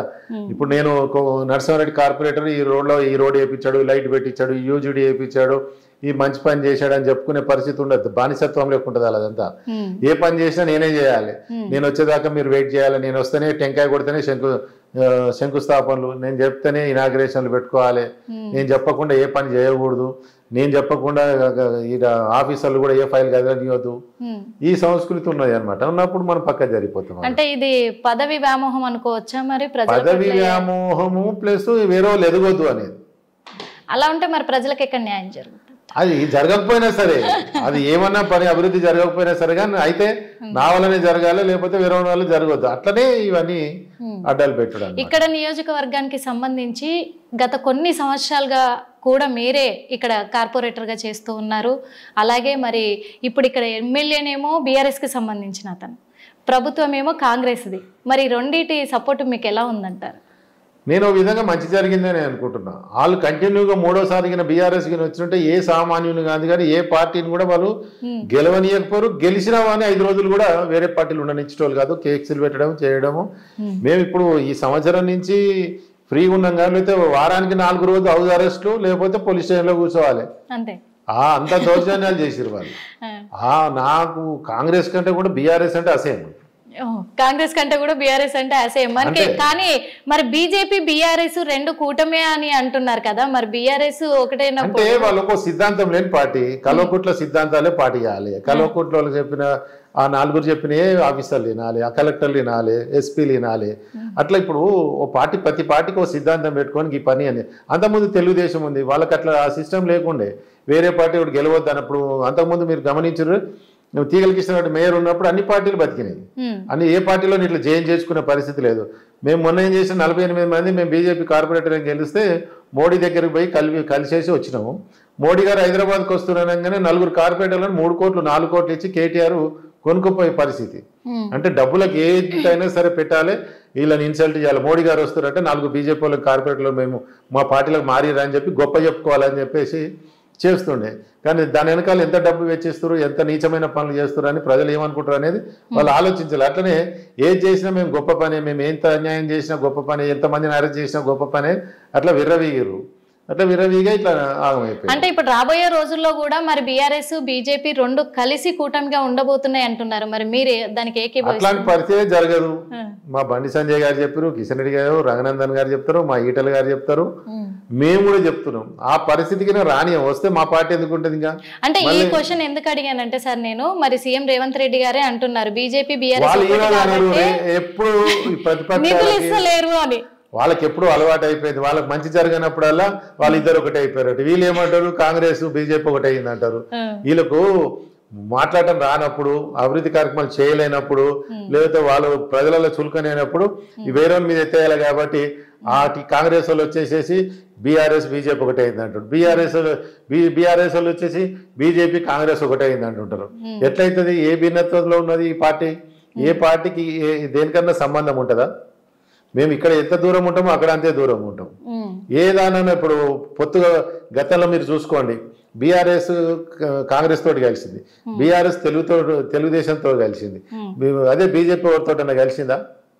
అంటే గతంలో ఇప్పుడు కూడా కలవదు అది. ఎందుకంటే అత్యధిక ఇప్పుడు మొన్న పార్లమెంట్ ఎన్నికల్లో మాకు 38% తోటి మేము ఫస్ట్ ప్రియారిటీలో ఉన్నాం. మేము రూలింగ్ పార్టీ కాంగ్రెస్ లో ఉండగా కూడా మేము అత్యధిక ఓట్లు తీసుకొచ్చుకున్నాం. మేము 8 ఎంపీలు కొట్టడం అంటే మామూలు మాట కాదు. అంటే చాలా మంది కూడా అంటున్నారు మరి ఏపీలోనైతే మరి 3 కూడా టీడీపీ, జనసేన, బీజేపీ 3 కూటమిగా కలిసాయి కాబట్టి ఈ రోజు విజయాన్ని సాధించాయి. రేపు తెలంగాణలో కూడా అదే జరగబోతుందేమో. వీళ్ళు ఎక్కడ ఉంటారు ఇప్పుడు? బీఆర్ఎస్ పార్టీ ఏడు ఉంటది ఇప్పుడు? ఉండదంటారా? ఆయన ఆల్రెడీ జైలుకు తయారై కల్వోడ్లో కవిత ఢిల్లీలో తిరగడానికి సరిపోతుంది. ఇంక అయ్యనేమో ఫామ్ హౌస్లోకి వెళ్ళి బయటకు వస్తున్నాడు. హరీష్ రావు చేసిన పాపాలు, కాళేశ్వరాలు అవన్నీ కూడా బయటకు వస్తానే ఉంటాయి. వీళ్ళు చేసిన పాపాలు ప్రజలు గమనిస్తారు, ప్రకృతి గమనించింది. ఫస్ట్ ప్రజల కంటే ప్రకృతి వాళ్ళ వెంబడి జరిగింది. మేము ఎలక్షన్ నోటిఫికేషన్ రాగానే కాళేశ్వరం పగుళ్ళు వచ్చేసిన అది ఎవరైనా పోయి ఏసీబీ వాళ్ళు పట్టుకురా, ప్రజలు పట్టుకురా? ప్రకృతి అనేది వాళ్ళ మీద శాపంగా కలిగింది. అంటే ఆ ప్రకృతి విధ్వంసం అంతా చేశారు. ప్రకృతి విరుద్ధమైన పనులు అన్ని చేసిరు వాళ్ళు. చేసిరు కాబట్టి ప్రకృతి వాళ్ళని నచ్చక విధంగా చేసింది వాళ్ళని. మరి కాంగ్రెస్ బీఆర్ఎస్ 2 కలిసి కూడా మరి బీజేపీ ఇంకా ఆనవాళ్ళు లేకుండా పోతుంది, అసలు రానిరా, ఇంకా తెలంగాణలో వినిపించదు బీజేపీ పేరు అంటున్నారు. మరి మీరేం బీఆర్ఎస్ ఉండదు అంటున్నారు? వినిపించకపోతేనే మేము ఇంతమంది 8 ఎంపీలు వచ్చిరామా? మరి వాళ్ళు ఇప్పుడు బీఆర్ఎస్ పార్టీ ఒక వెలిగిన వాళ్ళు ఏమైంది? వాళ్ళ పరిస్థితి ఎంపీలు ఎంతమంది ఇప్పుడు వాళ్ళకు ఉన్న గెలిచిన 39 ఎమ్మెల్యేలను ఎంతమందిని కాపాడుకుంటారు? మొత్తం పోతానే రోజుకోడు పోతానే ఉండే. ఇంకా 10-20 మంది డబ్బులకు ఆశపడుతున్నట్టు, కానీ ఆ డబ్బులకి ఆఫర్ ఇస్తే అంతమంది కూడా పోతారు. కానీ సార్ ఒకసారి చాలా సార్లు కూడా మేమైతే చూసాము మీరు ఒక మాట అనడము ఏంటి అంటే, జిహెచ్ఎంసీ కౌన్సిల్లో నా గొంతు నొక్కేస్తున్నారు, నా వాదన వినిపించకుండా చేస్తున్నారు అని మీరు చాలాసార్లు అనడం కూడా మేము విన్నాము. అంటే మేమేమనుకుంటున్నామంటే అసలు మీరు ఏం చెప్పాలనుకున్నారు? మా హిట్ ద్వారా చెప్తే కూడా మేము వినాలి అని అనుకుంటున్నాం. అక్కడ ఏం చెప్పాలి? ఇప్పుడు అక్కడ 150 మంది కార్పొరేటర్లు ఉంటారమ్మా. ఒక 40 మంది వరకు ఎమ్మెల్యేలు, ఎంపీలు, ఎమ్మెల్సీలు, రాజ్యసభలు వీళ్ళందరూ కూడా కౌన్సిల్కి ఎలిజిబులే. వీళ్ళు వచ్చేసి ఇప్పుడు ఎమ్మెల్యేలు ఏం చేస్తారంటే, ఎమ్మెల్యేలకు ప్రధానంగా చర్చించుకోవడానికి డిస్కషన్ చేయడం ఏముంటది? అసెంబ్లీ ఉంటది. పార్లమెంట్ సభ్యులకి ఏది ఉంటది? పార్లమెంట్ ఉంటది. కౌన్సిలర్లకు కౌన్సిల్ ఉంటది, కార్పొరేటర్లకు మాకు ఈ కౌన్సిల్ ఉంటది. ఇక మేము డిస్కషన్ చేసేది 3 నెలలకు ఒకసారి ఒక కౌన్సిల్ మీటింగ్ వస్తుంది. ప్రజా సమస్యలు అట్లా మాట్లాడతారు. అప్పుడు కూడా వచ్చి ఎమ్మెల్యేలు పోటీ పడతారు మాతోటి. అప్పుడు వచ్చి పార్లమెంట్ సభ్యులు వచ్చి నాకు మైక్ అన్నట్టుంటారు. మేము అదే అడ్డుపడతాం. మీకు ఆల్రెడీ అసెంబ్లీ ఉంది, వారికి పార్లమెంట్ ఉన్నాయి, ఇవి వచ్చేసి మళ్ళీ మా సమస్యలు మాకు అడ్డం వస్తుంటారు. అట్లా ఆడ మేయర్ ఏమవుతుంది అంటే బీఆర్ఎస్ పార్టీ ఉండే అంతకుముందు. కేటీఆర్ ఏది చెప్తే అది వీళ్ళు బీఆర్ఎస్ ఎమ్మెల్యే చేయగానే వాళ్ళకే మైక్ ఇవ్వాలి. ఫస్ట్ ప్రియారిటీ వాళ్ళ పార్టీ వాళ్ళకి, సెకండ్ ప్రియారిటీ ఎవరికి ఇస్తారు అనుకోరు? మొత్తం ఎంఐఎం వాళ్ళకి ఇస్తారు. ఎంఐఎం అంటేనే వాళ్ళకు లాభాలు తడిచిపోయే పరిస్థితి ఉంటుంది. ఉత్తనే ఎంఐఎం కూడా అడగక ముందే బాయ్ మాట్లాడతావా? బాగా మాట్లాడతావా అని అడుగుతాం. మా సమస్యలు మేము అత్యధికంగా క్వశ్చన్స్ వేసేది మేమే బీజేపీలో వేస్తాం. మేము ఈ రోజు ఇప్పుడు ఫస్ట్ కౌన్సిల్ ఉంది, నేను ఆల్రెడీ నిన్న 4 క్వశ్చన్స్ వేసి వచ్చాను. అట్లా మా పార్టీ వాళ్ళందరం కూడా అత్యధికంగా క్వశ్చన్స్ వేస్తాం. బీఆర్ఎస్ పార్టీ 55 మంది కార్పొరేటర్లు ఉన్నప్పుడు కూడా 30 క్వశ్చన్స్ పడాయి. ఎంఐఎంఓలో 44 మంది కార్పొరేటర్లు ఉంటారు, 20 క్వశ్చన్స్ పడవు. కాంగ్రెస్ వాళ్ళు ఉన్నారో 2-3 ఉంటారు, ఒకటే క్వశ్చన్ వేస్తారు. ఈ రోజు మేము 48 మంది కార్పొరేటర్లు 45 మంది వరకు కార్పొరేటర్లము దాదాపుగా 130-140 క్వశ్చన్స్ చేస్తాం అత్యధికంగా. అందులో ప్రతి కౌన్సిల్లో ఫస్ట్ నాదే ఎలిజిబుల్ వస్తుంటుంది. అంటే ఆ సమస్యను అట్లా తీవ్రతంగా ఎట్లున్నది. నేను ఈ ఓటు నా డివిజన్కి ఒకటే వేయను, ఎల్బీనగర్ కాన్స్టిట్యున్సీకి సంబంధించిన క్వశ్చన్ కాదు, టోటల్ జిహెచ్ఎంసీకి సంబంధించిన సమస్యల మీద నేను ఎత్తుతా ఉంటాను అనమాట. ఇప్పుడు వాటర్ వర్క్స్ ఉంది, ఎంఐఎంఓలో ప్రాంతాలకు బిల్లే కట్టరు. మన దగ్గరనేమో 100 గజాలని కూడా 5,000 కట్టు, 2,000 కట్టు, 14,000 కట్టు అంటారు. ఆ ఏరియా పోరు. పోనీ మా ఎల్బీనగర్కి వెళ్ళి ఎన్ని నిధులు వస్తున్నాయి, నువ్వు రిటర్న్ ఎన్ని అభివృద్ధికి ఇస్తున్నావు, ఆడికెళ్ళి ఎన్ని ఎంఐఎం ఏరియాకి వెళ్ళి నువ్వు ఎన్ని నిధులు తీసుకొచ్చినావు, ఎంత ట్యాక్సులు తీసుకొచ్చినావు, ఎన్ని పర్మిషన్ తీసుకొని బిల్డింగ్లు కడుతున్నారు, వాళ్ళకి ఎన్ని నిధులు ఇస్తున్నావు అంటే మనకి ఇటుకెళ్ళి 100 కోట్లు పోతాయి ఎల్బీనగర్కి వెళ్ళి. ఆ 100 కోట్ల 50 కోట్లు ఓల్డ్ సిటీకి పోతాయి. అక్కడి నుంచి మాత్రం ₹1 రాదు. మా అంటే కూడా మొత్తం ట్యాక్స్లు 25 లక్షలు 30 లక్షలు వస్తాయి చార్మినార్కి వెళ్ళి. ఇవన్నీ మనం వెలువెత్తి మైకు మాట్లాడినామనుకో, ఇవి మీకు సంబంధం లేదని మైక్ కట్ చేస్తుంటాం. ఇది సమస్య. మరి ఇదే సమస్య మీద మీ ఆవేదనను వ్యక్తపరచుకోవడానికి మరి మాకున్నది ఒకటే కౌన్సిల్ ఉంటుంది, 3 నెలలకు ఒకసారి ఉంటది. గతంలో ఏం చేస్తున్నారంటే జోనల్ లెవెల్లో సర్కిల్ లెవెల్లో మీటింగ్లు పెడుతుండే. ఈ బీఆర్ఎస్ లో కేటీఆర్ వచ్చినాక ఏం చేశారు, ఏడ మాట్లాడొద్దు, ఎవడు మాట్లాడిన షేర్ అవుతారు అని చెప్పి 3 నెలలకు ఒకటే మీటింగ్ పెట్టురు అని చెప్పేసి ఆ మీటింగ్ కూడా ఏంటంటే బానిసల మీటింగ్ అనమాట. ఆయన చెప్పింది అజెండా 2 నిమిషాల్లో పాటించాలి, అందరు చేతులు ఎత్తాలి, బయటికి రావాలి. ఇలా బానిసలు ఎవరే అంటే బీఆర్ఎస్ వాళ్ళు ఎంఐఎం వాళ్ళు. వీటి చేతంగానే ఇంకోటి తానా తందాని చప్పట్లు కొడతారు. మేము ఆగుతూనే ఉంటాం, చేతులు ఎత్తునే లేచి వెళ్ళిపోతూనే ఉంటాం. ఇది బానిసలమైనటువంటి వాళ్ళు. కేసీఆర్ ఏ విధంగా డైనింగ్ టేబుల్ మీద కూర్చొని ఎమ్మెల్యేల సెలక్షన్, క్యాబినెట్ మీటింగ్లు కూడా డైనింగ్ టేబుల్ మీద పెట్టే సందర్భాలు ఉన్నాయి. ఇప్పుడు అదే అనుకుంటారు. ఇప్పుడు మేము దాన్ని నిలదీయడము, అడ్డుకోవడము, రీసెంట్గా మేము రోడ్ల మీద కూర్చొని చాంబర్ల కాడ కూర్చొని ప్రొటెక్ట్ చేయడంతో కొన్ని వెలుగులోకి వస్తున్నాయి. మీలాంటి ఛానల్స్ ఉండేప్పటికే కొద్దిగా మీరన్నా ఇలాంటి సమస్యలు లేవనెత్తుతున్నారు. అందుకే మరి ఇప్పుడైనా మేయర్ గారు మరి మీకు ఏమన్నా హామీ ఇచ్చారా? మేయర్ గారు ఇప్పుడు ఆమె ఎట్లా అయిపోయిందంటే మొన్నటిదాకా కేటీఆర్ కనుసన్నల్లో నడిచింది. ఇప్పుడు కాంగ్రెస్ వాళ్ళు ఆమె స్వయం మొన్న కూడా చెప్పాము. ఇప్పుడన్నా సంవత్సరం అయింది మేడం, ఇప్పుడన్నా మీరు మేయర్ అధికారాలు ఏంటి, మేయర్ నిధులు విధులు ఏంది అవి తెలుసుకొని ప్రజలలో తెలియండి. అసలు మీకు జిహెచ్ఎంసీ ఎల్లలు తిరగలే ఇంతవరకు. ఆమె ఓల్డ్ సిటీలో ఏం జరుగుతుంది, షేర్లింగంపల్లి ఏం జరుగుతుంది, ఎల్బీనగర్లో ఏం జరుగుతుంది, ఉప్పల్లో ఏం జరుగుతుంది అనేది మీరు తెలుసుకొని ఎవరికి ఏ సమస్యలు ఉన్నాయని తెలుసుకోండి అంటే వాళ్ళకి పర్మిషన్. ఇప్పుడు కాంగ్రెస్ గాంధీ భవన్లోకి వెళ్ళి రిమోట్ అయిపోయింది. ఇంతకుముందు కల్వకుంట్లలో రిమోట్ ఉంటే ఇప్పుడు గాంధీ భవన్ రిమోట్ అయిపోతుంది. పాపం గట్టిగా హట్ చేశారుగా మరి మీరైతే. చేయాల్సింది కదా. ఇప్పుడు సమస్యని అని లేవనెత్తి చూపించినప్పుడే వాళ్ళ కోపాలు వస్తుంటాయి కదా. కానీ వాళ్ళని కూడా ఈ పార్టీలు పగ్గాలు పట్టుకోకుండా మేయర్ ఈ విధులు ఉంటాయి, ఈ నిధులు ఉంటాయి, ఈ విధంగా ఫ్రీ హ్యాండ్ ఇచ్చేసేయాలి. కార్పొరేటర్ నిధులు ఉంటాయి, ఇట్లా డిప్యూటీ మేయర్ నిధులు ఉంటాయి, ఇవన్నీ ఇచ్చేసేయాలి. ఎంతసేపు నువ్వు ఏ పార్టీ మారుతున్నావు, నువ్వు మారుతూనే ఇస్తాము, లేకపోతే పలానా ఎమ్మెల్యే దగ్గర పోయి ఎండా చేయించుకరా, పలానా మంత్రితో ఫోన్ చేయి అన్నప్పుడు అభివృద్ధి కుంటుపడుతుంది, ప్రజలలో తిరుగుబాటు వస్తుంది. ఇప్పుడు ప్రస్తుతం అయితే సార్ నిజంగా మీరు చెప్పింది అయితే నిజమే. ఎందుకంటే ఒక ఏరియాని మనం డెవలప్ చేసుకోవాలి అంటే ఖచ్చితంగా జిహెచ్ఎంసీ నుంచి మనకు సపోర్ట్ ఉండాలి, ప్రభుత్వం నుంచి కూడా సపోర్ట్ ఉండాలి. మీ వాదనలు వినిపిస్తేనే వాళ్ళకి తెలుస్తాయి కాబట్టి ఆ అవకాశం అయితే ఖచ్చితంగా ఇవ్వాలి. మెయిన్గా ఏంటి అంటే ఇప్పుడు తెలంగాణ రాష్ట్రంలో కూడా చాలా హాట్ టాపిక్గా మారింది కేటీఆర్ గారి అరెస్ట్. మరి కేటీఆర్ అరెస్ట్ని మీరు ఏ విధంగా తీసుకుంటున్నారు? ఏ క్షణమైనా అరెస్ట్ అవ్వచ్చు. ఇప్పుడు కర్మ ఫలితాలు అనేది అప్పుడేమో వెనకటికి ఎవరన్నా తప్పు చేస్తే మనవడుకో మనవరాలకో ఎవరికో దాక్కుతుండే అని అనుకుంటాం. ఇప్పుడు ఎవరి పాపం వానికే దాక్కుతుంది. ఇప్పుడు విత్ ఇన్ ద పీరియడ్లో సంవత్సరం కూడా కాలే. నువ్వు అది ఆ రోజు నేను కూడా బాధ్యతని ట్యాంక్ బండ్ చుట్టూ కూడా 1 నెల రోజుల పాటు బ్యారికేడ్లు వేసేసి పెద్ద పెద్ద షెడ్స్ వేసారు. ఆ విత్ 3 రోజులకి 100 కోట్ల షెడ్సే. 4th డే పీకేసిండ్రు. కార్ రేసింగ్ అనేది ఆడ పెట్టాల్సిన పరిస్థితి కాదు. అది ఇంకోటి ఎన్ని నిధులు ఉన్నాయి కాబట్టి అవి పర్మనెంట్ స్ట్రక్చర్ ఏర్పాటు చేస్తాం కాబట్టి ఆ పర్మనెంట్ స్ట్రక్చర్లు అన్నింటి కూడా బయట నువ్వు ఏదైనా 100 ఎకరాలు తీసుకొని అక్కడక్కడ చేయాలి.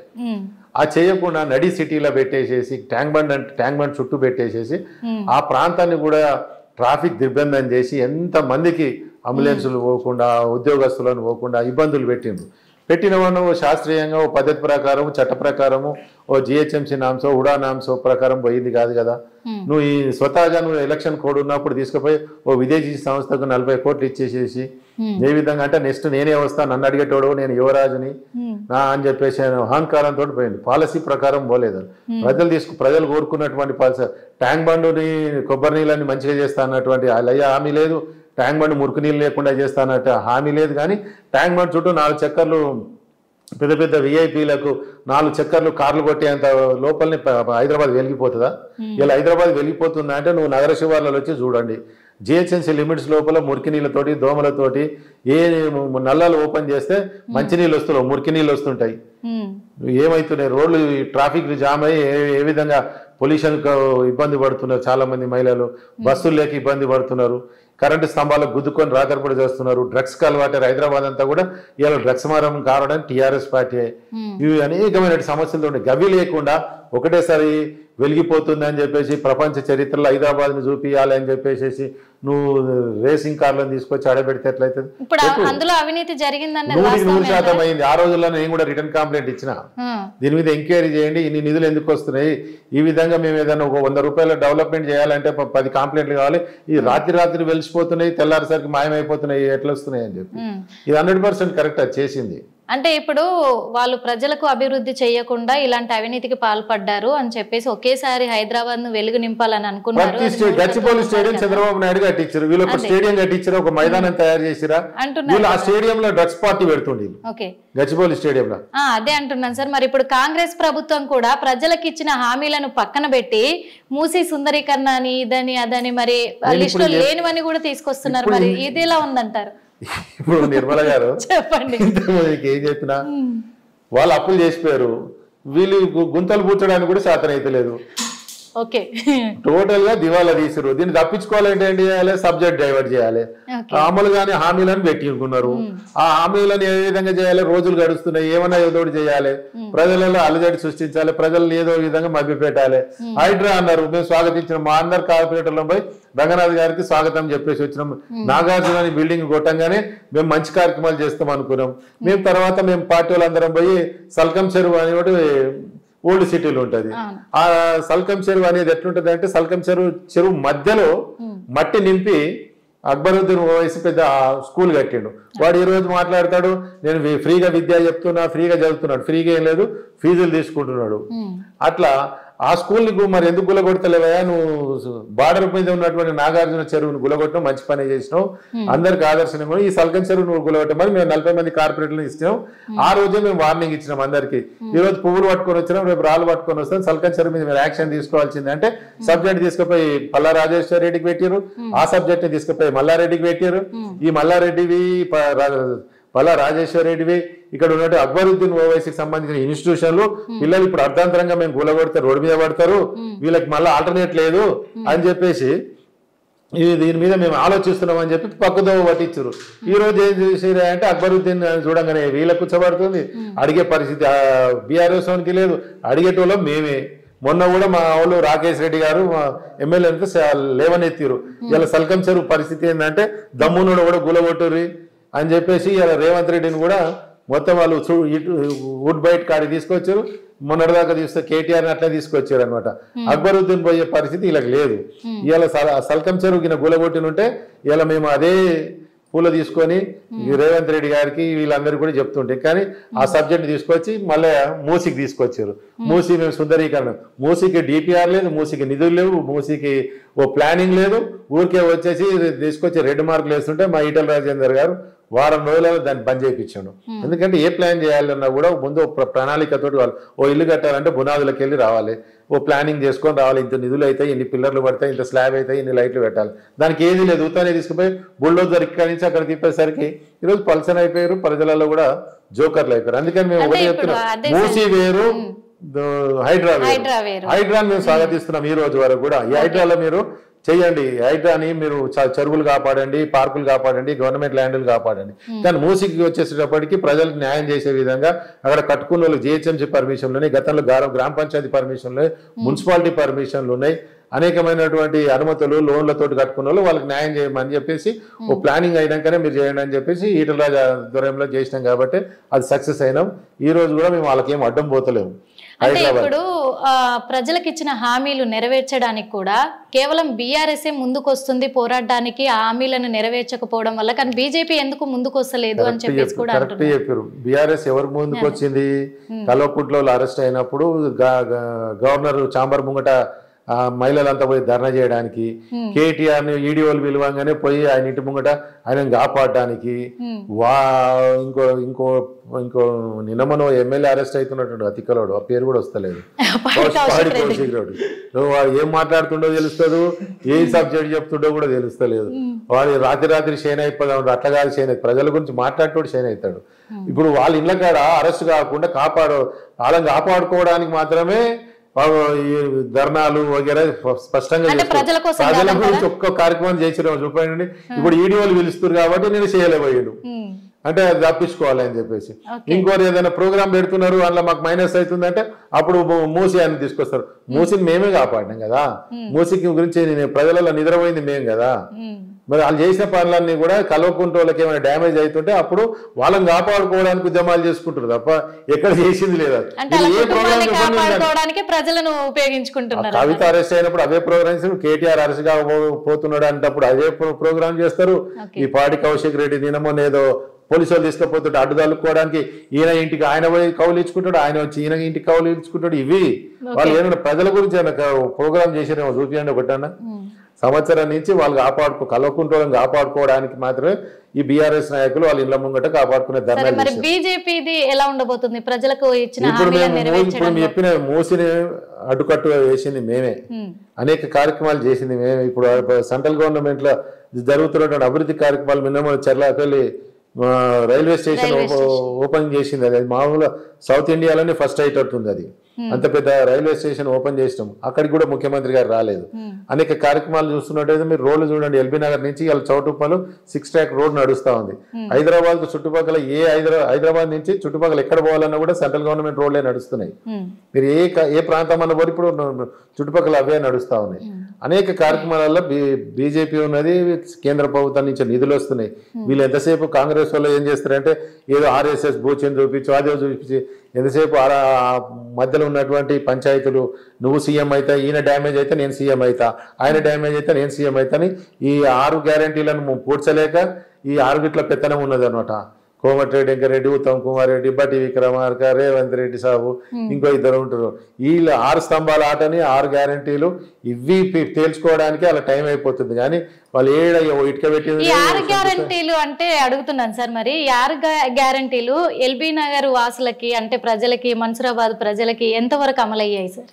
ఏముంది, మా ఏరియా నుంచి ఒక బస్సు పోతలేదు, మా మన్సూరాబాద్ ప్రజలు ఒక్కరు మహిళ కూడా ఎక్కుతలేదు.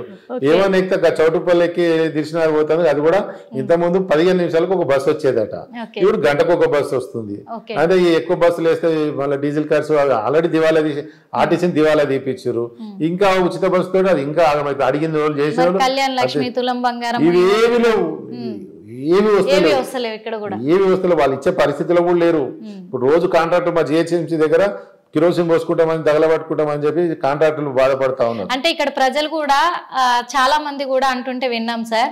ఎందుకంటే మరి మీరు ఒక ఎమ్మెల్యే స్థాయిలో మీరు నిలబడితేనే ఇక్కడ అన్ని కూడా మాకు ఏర్పాట్లు జరుగుతాయి, అన్ని కూడా సహాయ సహకారాలు పూర్తిగా అమలు అవుతాయి అని చెప్పేసి ప్రజలు కోరుకుంటున్నట్టు తెలుస్తుంది. మరి ఆ ఎమ్మెల్యే గాని ఎంపీ లెవెల్లో గానీ మరి వెళ్ళబోతున్నారా? ఒక్కటి నిర్మల గారు, నేను ఇక్కడ ఈ కాన్స్టిట్యున్సీలో పుట్టి పెరిగినోని, నేను ఇక్కడనే ఈ ప్రాంతం నుంచే రాజకీయాలు చేసిన, ఈ ప్రాంతాల నుంచే విద్యార్థి దశ నుంచి కానీ నేను క్రికెట్ ఆటలు కానీ అన్ని ఈ ఎల్బీ నగర్లో అన్నీ తెలుసు. ఎల్బీ నగర్లో నేను ఏదో వచ్చి విజిటర్గా వచ్చి పోయేటోని కాదు, ఏదో గంట సేపు 2 గంటల సేపు వచ్చేసి మళ్ళీ నేను పోయి ఆస్మాన్ గళ్ళను బంజారాల్సి ఉండేటోని కాదు. ఇల్లు నేను ఇది పొద్దు నుంచి 24 గంటలు పడుకోవడమైనా, లేవడమైనా, తిరగడమైనా అంతే. చాలా మంది లీడర్లు ఏం చేస్తారంటే విజిట్ లాగా వస్తుంటారు, వెళ్ళిపోతుంటారు. అట్లా నేను ఆల్రెడీ 2 సార్లు కార్పొరేటర్ చేశాను, ఇక్కడనే ఉన్నాను కాబట్టి ఈసారి ఎమ్మెల్యే పోదాం, ప్రజలు ఆశీర్వదిస్తే పోదాం అనేది అనుకుంటున్నాము. ప్రజలు కూడా కోరుకుంటే అది అవుతుంది.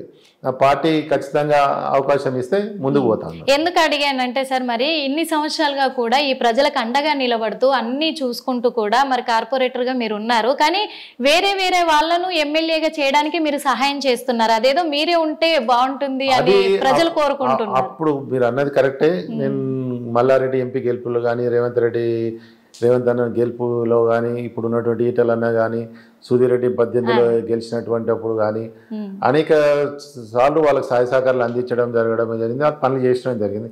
ఈసారి నేనే వద్దామని అనుకుంటున్నాను కాబట్టి ఇంకో సాయం చేసేవలసిన అవసరం నాకేముంటుంది. ఇంకా ఈజీగా గెలిచిపోతారు. నా పార్టీ ఉంటుంది, నేను ఉంటాం కాబట్టి, నేను లోకల్గా ఉంటాను కాబట్టి స్థానికంగా అనే దాంతో ముందుకు వస్తామని చెప్పి అనుకుంటున్నాను. అది ఖచ్చితంగా సార్, ఎందుకంటే ప్రజల్లో కూడా ఆదరణ అలా ఉంది మీ పట్ల కాబట్టి. అది నేను ఈ రోజు ఎన్నికలు ఉన్నాయి, రేపు నిన్న మన అందరు చాలా మంది లీడర్లు వెళ్ళి ట్రాన్స్ఫర్ ఎల్బీనగర్కి వెళ్ళి చాలా మంది పోయి రెస్ట్ తీసుకుంటున్నారు. ఏ ఎన్నికలప్పుడు వచ్చేద్దాం తీ అని చెప్పేసి. ఇప్పుడు ఎవ్వరు కూడా పని చేయట్లేదు. అదే నేను ఎన్నికలు ఉన్నా లేకున్నా 24 గంటలలో నేను ఎక్కువ ఈయనే ఉంటున్నాం. పొద్దున 6 గంటలకు ప్రజల మధ్యనే ఉంటుంటాము. ఏ ఫోన్ వచ్చినా కూడా పోలీస్ స్టేషన్, హాస్పిటల్స్, స్కూల్స్, ఏమైనా ప్రైవేట్ పంచాలు, ఫైనాన్స్ పంచాలు, గరీబులకు సంబంధించిన ఏమైనా యాక్సిడెంట్ అయినాయంటే 24 గంటలు అందుబాటులో ఉంటాను. దాదాపు మా కార్యకర్తలు 20-25 మంది, అందులో 10 మంది ఫుల్ టైమర్ పనిచేసేటోళ్ళు ఉన్నారు. అవన్నీ ఆర్గనైజేషన్ చేస్తూనే ఉంటాము. అందుకని తొందరగా మేము రీచ్ అయిపోతాం. 10-15 నిమిషాలలో మేము కాలనీలలో పోతుంటాం. ఏ సమస్యనైనా కూడా స్పాట్లో పోతుంటాం మేము అనమాట. అట్లా మాకు అందుబాటులో ఉంటుంది. ఫోన్ చేస్తే రేపు వస్తా, నా ముందు చెప్పినవా అనేది లేదు. నాకు చెప్పకుండా కూడా నేను ఉరుకుతూనే ఉంటాను, పనులు చేస్తాను. ఇక్కడ ప్రజలకైతే ఫస్ట్ గా గుర్తొచ్చేది మీ పేరే, ఏ సమస్య ఉన్నా అదైతే మాకు తెలుసు. కానీ ఇక్కడ ఒక విషయం సార్, ఇక్కడ కామినేని హాస్పిటల్ నుంచి ఇటు వస్తా ఉంటే దారిలో చాలా వైన్స్, బార్లు ఉన్నాయి. ఆ వీటి వల్ల ప్రజలకు ఇబ్బంది కలుగుతుంది అని చెప్పేసి కూడా అవన్నీ తొలగించే ప్రయత్నం చేస్తాము అన్న సందర్భాలు కూడా ఉన్నాయి. నేను దాని మీద ఒక 5-6 కంప్లైంట్లు ఇచ్చిన, దాని మీద ధర్నాలు చేసిన, నేను పోయి సెటర్లు బంద్ చేసిన, దాని మీద ఒకసారి అందులో ఉన్నట్టు బాటిల్స్ వాళ్ళ కొట్టించిన, ఎక్సైజ్ సర్వనగర్ వాళ్ళకి ఇచ్చిన, ఇప్పుడు ఉన్నటువంటి ఎక్సైజ్ డిస్ట్రిక్ట్ ఆఫీసర్ మా బీజేపీ ఆఫీస్ ముంగట్నే ఉంటది, వాళ్ళకి ఇచ్చి వచ్చిన. అనేకమైన కంప్లైంట్లు ఇవ్వడం జరిగింది. కానీ ఈ రోజు కేసీఆర్ ఏవైతే అవలంబించిండో, కేసీఆర్ ఏవైతే లిక్కర్ పాలసీలు తీసుకొచ్చారో, ఇవాళ కాంగ్రెస్ ప్రభుత్వం కూడా అదే పాలసీని మెయింటైన్ చేస్తారు. లిక్కర్ లేకపోతే మేము బతకలేము అని. నేను వీళ్ళు రాగానే టైమింగ్స్ తగ్గిస్తారేమో అనుకున్నా. కాంగ్రెస్ వాళ్ళు రాగానే తమ్మిచ్చుడు కాదు కదా, అర్ధగంట పెంచారు. వాళ్ళు బెల్ట్ షాపులు పెంచారు, వీళ్ళు తగ్గిస్తారేమో అంటే వీళ్ళు ఇంకో 100 బెల్ట్ షాపులు పెంచారు. ప్రతి వైన్స్ వెనకాల పర్మిట్ రూమ్లు అని పెట్టారు. వేలాది మందిని తాపించడం, అక్కడనే తనాసులు తయారు చేసడం. అదే విధంగా వైన్స్ ల మీద విపరీతమైన ఆందోళన రావడం తోటి దాన్ని ఇన్కమ్ సోర్స్ కింద చూసుకొని కేసీఆర్ అట్నే చేసిండు, ఈ కాంగ్రెస్ వాళ్ళు అట్నే చేస్తారు. ఘోరమైనటువంటి తప్పుదేమో అది 100%. అనేక సార్లు పోరాటం చేసినా కానీ ఆఫీసర్లే పూర్తి స్థాయిలో ఈ లిక్కర్కి సపోర్ట్ చేస్తారు. మాకు ఆఫీసర్లు చెప్తారు, సార్ అదొక్కటి తప్ప వేరే పని చెప్పానంటారు. మేము ఇంకేదైనా ఫైన్ వేసి వస్తాం, ఇంకేం చేయాలి. కానీ వైన్స్ లో జోలికి పోద్దని మా గవర్నమెంట్ స్ట్రిక్ట్గా ఉన్నది. ఎందుకంటే వాళ్ళకి ఏదైనా లిక్కర్ గిన తగ్గింది సేల్స్ గిన అంటే మాకు మేమో వచ్చేస్తుంది. ఈ లిక్కర్ ఎంత అమ్మితే మాకు అక్కడ గవర్నమెంట్కి అంత రావాలి. ఇంకా అమ్మమని చెప్పి ఎంకరేజ్ చేస్తున్నాము, బెల్ట్ షాపులు పెంచుతున్నాము, తాగమని చెప్తున్నాము. దానివల్ల ఇన్కమ్ ఎక్కువ వస్తుందంటారా ప్రభుత్వానికి? మరి అంతే కదా. ఇప్పుడు అది ఆ లిక్కర్ గిన బంద్ అయిపోయిందంటే ఎందుకు పనికిరారు వీళ్ళు. అందుకని మొత్తం తాగబోతున్నాం. కేసీఆర్ రాష్ట్రాల్లో 10th క్లాస్ అంతకుముందు డిగ్రీ ఓడో, పెళ్ళైన ఓడో, లేకపోతే ఇంకో జర పెళ్లిళ్ళప్పుడు ఏదో తాగుదురు. కానీ 10th క్లాస్ అని కూడా మంద అలవాటు చేసిండు కేసీఆర్. దాన్ని కొనసాగిస్తారు కాంగ్రెస్ వాళ్ళు. వీళ్ళు ఏం తక్కువ లేరు. కేసీఆర్ చేసిన పాలసీలు అన్ని, ఆ లిక్కర్ పాలసీలు అన్నిటి ఇంకో 10% యాడ్ చేసి పెంచుకుంటూ పోతారు. ఓకే సార్, ఎన్ని అట్లున్నా కానీ నేను ఒక విషయం అయితే అడగాలనుకుంటున్నాను సార్. చాలా ఆతుర్దాగా కూడా ఉంది నాకు. ఎందుకంటే మరి మీ శ్రీమతి గారు కొప్పుల లత గారు, ఎందుకంటే ఇక్కడ 5 సంవత్సరాలు కార్పొరేటర్గా ఉండి కూడా ఒక వెలుగు వెలిగారు రాజకీయాల్లో. మరి అంత వెలుగు వెలిగిన తనని ఇప్పుడు కేవలం మళ్ళా ఇంటికే పరిమితం చేశారు. అది ఎందుకు అనుకోవచ్చు? ఇంటికేం చేయాలి, చాలా ప్రోగ్రాంలు పోతుంటారు, ఫోటోలన్నీ ఆమె మిమ్మల్ని డామినేట్ చేస్తారు అనుకోవచ్చు. అంటే ఇద్దరు రోడ్ల మీద పడి రాజకీయాలు చేస్తే పిల్లలు కూడా ఆగమైపోతారు కదా. ఇప్పుడు పిల్లలు చదువుకుంటారు. మేము అప్పుడు పిల్లలు చిన్నగా 3rd క్లాస్ 4th క్లాస్ ఉన్నప్పుడే ఆమె కార్పొరేటర్ ఉండేది. ఇప్పుడు అంతా కూడా చాలా మందికి కూడా రీచ్ అయిపోయారు. ఇప్పుడు బతుకమ్మలకు సంబంధించినవి కానీ ఇప్పుడు నిన్న మన ముగ్గుల పోటీ కూడా ఆమెనే సూపర్వైజర్ ఉండే. ఆమె చేసే కార్యక్రమాలను ఆమెను ఇన్వైట్ చేసే వాళ్ళందరూ కూడా ఇన్వైట్ చేస్తారు, పోతుంటారు. అట్లా ఏం లేదు, ఆమె ఆ విధంగానే కొనసాగుతూనే ఉంది. అంటే రాబోయే రోజుల్లో ఎట్లాగో మీరైతే పక్కగా ఎమ్మెల్యేగా మిమ్మల్ని ఇక్కడ గెలిపించుకుంటారు ప్రజలు, కానీ అప్పుడైనా మరి మళ్ళీ లతా గారిని మళ్ళీ కార్పొరేటర్ గా చేయబోతున్నారా? ముందు తీసుకొస్తాము, కానీ మళ్ళీ అంటే రాజకీయాలు అంటే అంత ఇంట్రెస్ట్ ఉండదు. ఇద్దరం చేయడం అవసరమా అని అంటుంటారు. కానీ ప్రజల్లో చాలా మంచి పేరు ఉంది సార్ మేడం కి కూడా, ఇక్కడ చాలా ఆదరణ లభించింది కూడా. అంటే లిమిటెడ్ గా మాట్లాడుతుంది, ఎక్కువ మాట్లాడదు, అనవసరమైన సబ్జెక్టులు తీసుకోరు. అలా తీసుకోకపోయినా ప్రజలకున్న సమస్యలను అయితే గమనించగలిగారు తొందరగా, అదైతే ఉంది సార్. అయితే ఇప్పుడు జరుగుతున్న ప్రస్తుత రాజకీయాల్లో మరి ప్రజలకు ఇచ్చిన హామీలు నెరవేర్చకుండా ప్రజల్ని మొత్తం డైవర్ట్ చేయడానికి ఒకటి తర్వాత ఒకటి సృష్టిస్తున్నారు కాంగ్రెస్ ప్రభుత్వం అంటున్నారు. మరి కాంగ్రెస్ ప్రభుత్వం ఇంకా 4 సంవత్సరాలు కొనసాగుతుందంటారా? వాళ్ళు నాకైతే డౌటే. ఎందుకంటే 6 గ్యారెంటీలు ఎట్నో 6 సీఎంలు రాడు కాంగ్రెస్ లో అంటారు. కొత్త ఎలిగేషన్స్ బయటకు తీసుకొచ్చారు. పరిస్థితి అది కదా. ఇప్పటి వరకు 2 అన్నారు, కానీ మీరు 6 అన్నారు. 6 కనిపిస్తలేరు. 6 పొంగులేటి కాడికెళ్ళి మొదలు పెడితే బట్టి వీరకారమ దామోదర రాజనరసింహ దాకా సీఎం లేనాయి. ఇప్పుడు ఎక్కడైనా మీరు గతంలో కేసీఆర్ కూర్చుంటే చుట్టుపక్కల ఎవరైనా కూర్చునేది కాదు. ఇప్పుడు రేవంత్ రెడ్డి గారి పక్కన అంతా పార్ట్నర్లు కూర్చుంటలేరా? ఆయన లేచి కూర్చుంటే ఇట్లా కూర్చుందామని. అందుకని వాళ్ళు ఎంతసేపు ఏం చేస్తారంటే ప్రజా అవసరాలను చూస్తలేరు, మా సీట్ ఎట్లా కాపాడుకోవాలని వాళ్ళు చూస్తారు. బీఆర్ఎస్ లో ప్రజల గురించి ధర్నాలు చేస్తలేరు. మా లీడర్లను అరెస్ట్ చేయకండి, మా లీడర్ల జోలికి రాకండి, మేము అవినీతి చేయలేదు, మేము ఆ పనులు పాల్గొలేదు అని వాళ్ళని కాపాడుకోవడానికి మాత్రమే ధర్నాలు చేస్తున్నారు. ప్రజా సమస్యలు ఏ రోజు వెలుగెత్తి చూపించేది, ప్రజల గురించి కొట్లాడేది, ప్రజా అభివృద్ధి కార్యక్రమాలు పాల్గొంటున్నది బీజేపీ మాత్రమే ఉంటుంది. ఈ మూడింటికి మధ్య తేడాది. అదే సార్, ఇప్పుడు ఇంకొకటి ఏంటంటే బీజేపీ పార్టీ అంటేనే హిందుత్వానికి మారుపేరు. అలాంటిది ఒకప్పుడు మరి మనం చూసుకున్నట్లయితే రాహుల్ గాంధీ గారు కూడా ఒక మాట అన్నారు, నేను పాకిస్తాన్కి ఎక్కువ సపోర్ట్ చేస్తాను ఇండియా కంటే అనే మాటలు కూడా ఎలిగేషన్స్ వచ్చాయి. మరి ఈ హిందుత్వాన్ని కాపాడుకోవడానికి ఇప్పుడు తెలంగాణ రాష్ట్రంలో చాలా గుళ్ళ విధ్వంసాలు ఇవన్నీ చూస్తున్నాము. హిందుత్వాన్ని కాపాడడానికి బీజేపీ పాత్ర ఎలా ఉండబోతుంది, అందులో మీ పాత్ర ఎలా ఉండబోతుంది? నేను ఆల్రెడీ హిందుత్వం అనేది కాకుండా మన సంస్కృతి సాంప్రదాయాలను, మన సంస్కృతిని ఏ విధంగా మన సంస్కృతే హిందుత్వం. ఇది పెద్దగా ఇప్పుడు మీరు వచ్చారు, ఒక మహిళ లేచి నించవడం, నమస్కారం పెట్టడం మన సాంప్రదాయం. అది హిందుత్వం అంటే ఎట్లయితుంది? అది జరుగుతున్నది కొన్ని వేల సంవత్సరాల నుంచి జరుగుతున్నటువంటి సంస్కృతి సాంప్రదాయాలను కాపాడమని చెప్తున్నది బీజేపీ పార్టీ.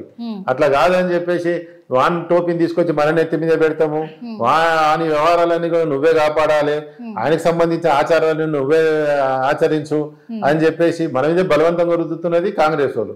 ఈ రోజు మనం దేశం మొత్తం చూడండి, మన తాతల తండ్రులు చదువులు ఏం చదివారు? అక్బర్ గొప్పోడు, బాబర్ గొప్పోడు, టిప్పు సుల్తాన్ గొప్పోడు, ఔరంగజేబు గొప్పోడు. వీళ్ళంతా ఎవరు? మన దేశస్తులా? వీళ్ళంతా కూడా అక్రమదారులు, మన దేశం మీద దండెత్తి వచ్చిన వాళ్ళు.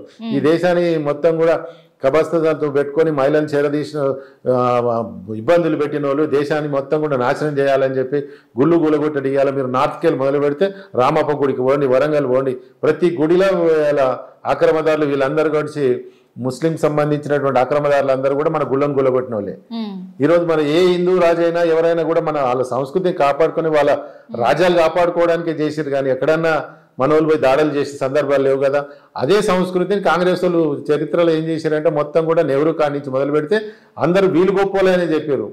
మనకి ఎక్కడ మన ఝాన్సీ లక్ష్మీబాయి గొప్పది, మనం కూడా శివాజీ గొప్పోడు అని చెప్పో, లేకపోతే చక్రపతి, ఇంకా చాలా మంది మన రాజులు మనోళ్ళు అంత సంస్కృతి ఇవన్నీ గొప్ప అని చెప్పలే. మనోళ్ళు ఎక్కడ సంస్కృతి సాంప్రదాయాలు కాపాడినా వాళ్ళు శత్రువుల కింద చేసేసారు.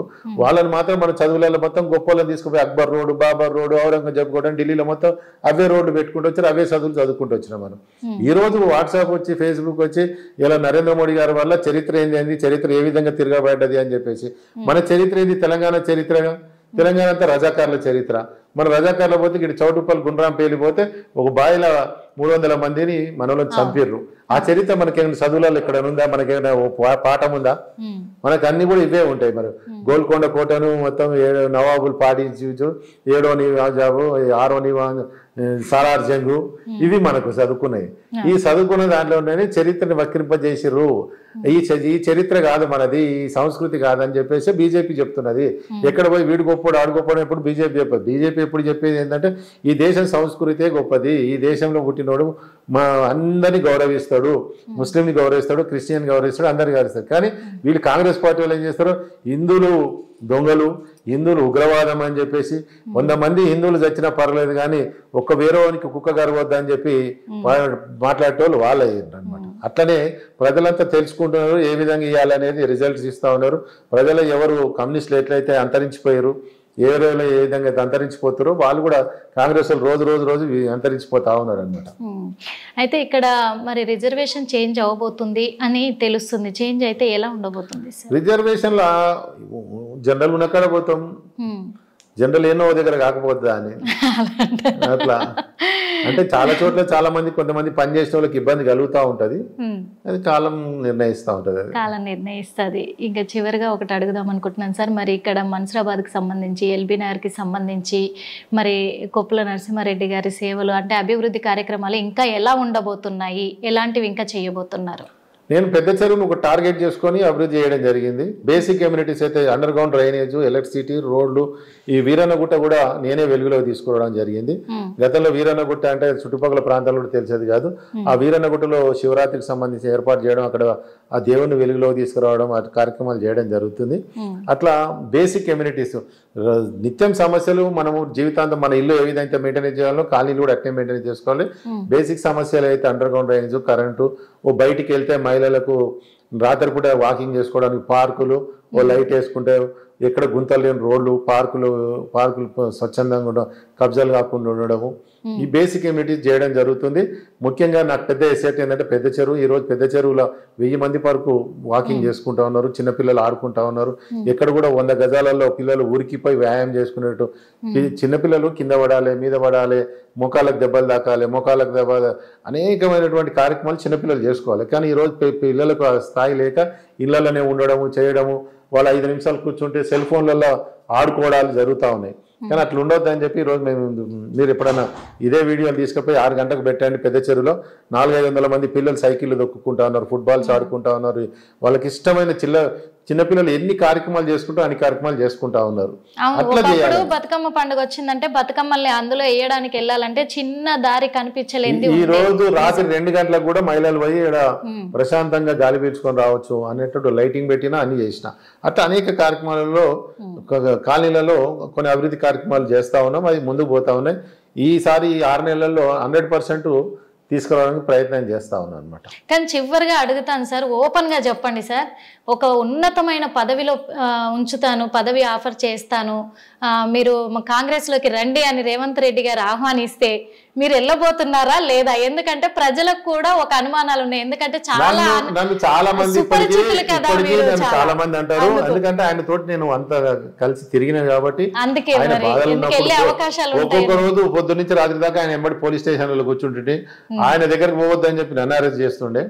అట్లా అని చెప్పేసి నేను పోయే పరిస్థితులు పోయేది ఉంటే మొన్న ఆయన పిలిచినప్పుడే ఎంపీ ఎలక్షన్లో పోతుంటే, ఎమ్మెల్యే ఎలక్షన్లో ఎప్పుడు పోతుంటే. కానీ నేను ఇప్పటిదాకా చెప్పాను, నాకు సిద్ధాంతం ఉంది, నేను సిస్టంలో పోతున్నా కాబట్టి ఆయన ఏదైతే గోల్ అట్లా రీచ్ అయ్యిండో నా గోల్ కూడా నేను రీచ్ కావాలనే దాంట్లో నా దారిలో నేను పోదామనే ఉన్నాను. కానీ ఏదైనా సమస్య మీద పోరాడాలి అంటే భయం లేకుండా అలా వెళ్ళిపోతూ ఉంటారు, ఎంతకైనా తెగిస్తారు. మీకంటూ ఒక థ్రెడ్ ఏర్పడుతుందనే భయం ఏం లేదు. చాలా కేసులు ఉన్నాయి. ఇప్పుడు నేను రోజు వారానికి ఇప్పుడు నిన్న కూడా నా పెళ్లి కోర్టుకు పోయొచ్చిన.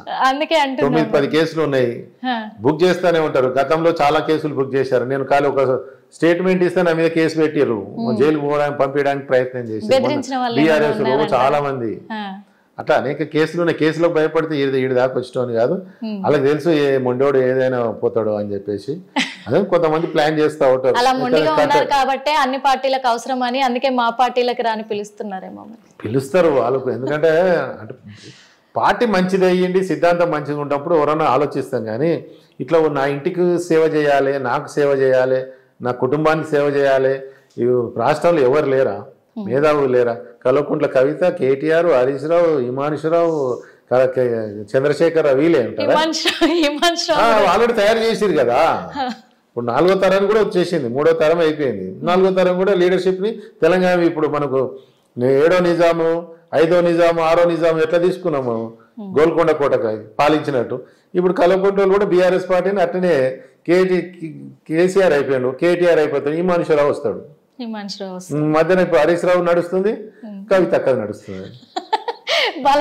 క్లారిటీగా చెప్పారు. 7వ నిజాం ఇప్పుడు మనకు 3వ నిజాం వచ్చిండు, మళ్ళీ 4వ నిజాము, 5వ నిజాము, ఇంకో కేటీఆర్ పెళ్లి అయితే మళ్ళీ ఆయన పిల్లలు 5వ నిజాము వస్తారు. కానీ ఏది ఏమైనప్పటికీ కూడా సార్, మరి మన్సూరాబాద్ ప్రజలకి, ఎల్బీ నగర్ ప్రజలకు కూడా ఎప్పటికీ మీరు ఒక డైనమిక్ లీడర్గా, మీరు డేర్ అండ్ డాష్ పర్సన్గా కూడా వాళ్ళకి అవసరం కాబట్టి ఇలాగే ఉన్నతమైన స్థాయిలో కూడా ఒక ఎమ్మెల్సీ, ఎంపీ పదవిలో ఉండి వాళ్ళకి సేవలు అందించాలని మా హిట్ టీవీ ద్వారా మనస్ఫూర్తిగా కోరుకుంటున్నాము. మాకు కూడా అదే ఆశ అని కూడా చెప్పొచ్చు. ఎందుకంటే గతంలో మేము ఇక్కడ ఉన్న వాళ్ళమే కాబట్టి, మీ గురించి విన్న వాళ్ళం కాబట్టి, చూసిన వాళ్ళం కాబట్టి, నిజంగా మీరు ఇక్కడ ఉంటే ఇక్కడ అభివృద్ధి అనేది 100కి 1000% ఇక్కడ జరుగుతుంది అని మనస్ఫూర్తిగా నమ్ముతున్నాము. మీరు ఎప్పటికైనా ఇలాగే ప్రజల సేవలో ఉండాలి అని కోరుకుంటున్నాం సార్. మీకు కూడా ప్రత్యేకంగా ధన్యవాదాలు, ప్రత్యేకంగా నన్ను ఇంటర్వ్యూ చేసినందుకు. అదేవిధంగా హిట్ టీవీ వాళ్ళు అనేక సామాజిక కార్యక్రమాలు, ఫ్యామిలీలకు సంబంధించి కుటుంబ వ్యవహారాలలో అనేక కార్యక్రమాలు మంచిగా ఉండి, మంచి సమస్యలు వాళ్ళకు ఫ్యామిలీలో కోర్టుకు పోతేనో లేకపోతే లాయర్ల దగ్గరికి పోతేనో తేలని విషయాలు కూడా మీ టీవీలో చర్చా వేదికలు పెట్టి మంచి కార్యక్రమాలు చేస్తూ ప్రజలకు సేవలు అందిస్తున్నందుకు ప్రత్యేకంగా హిట్ టీవీ వారికి, నిర్మల గారికి ప్రత్యేకంగా ధన్యవాదాలు. Thank you so much. Hit TV app, ఇందులో short news, live news, entertainment shows, movies, digital magazines తో పాటు మీ జిల్లా వార్తలను కూడా ఫ్రీగా చూడొచ్చు. అంతేకాదు కేజీ నుంచి పీజీ వరకు విద్యార్థులకు స్కాలర్షిప్ కూడా అందిస్తున్నాం. ప్రతి వారం 10 మందికి లక్కీ డ్రా ద్వారా ఒక్కొక్కరికి 10,000 రూపాయలు అందిస్తున్నాం. ఇంకెందుకు ఆలస్యం, వెంటనే హిట్ టీవీ యాప్ ని డౌన్లోడ్ చేసుకుని ఫ్రీగా ఎంటర్టైన్మెంట్ పొందండి. Hit TV app. Hit TV app. Please download hit TV app. Hit TV app ని ఫ్రీగా డౌన్లోడ్ చేసుకుని ఎంజాయ్ చేయండి. మీకు నచ్చిన ఎంటర్టైన్మెంట్ కోసం హిట్ టీవీ యాప్ ని ఫ్రీగా డౌన్లోడ్ చేసుకుని ఎంజాయ్ చేయండి. హిట్ టీవీ యాప్ ని డౌన్లోడ్ చేసుకుని ఆస్వాదించండి, ఆశీర్వదించండి. ఇంతమంది సెలబ్రిటీలు హిట్ టీవీ యాప్ ని డౌన్లోడ్ చేసుకోండి అని చెప్తున్నారంటే ఎంత మంచి యాప్ ఆలోచించండి.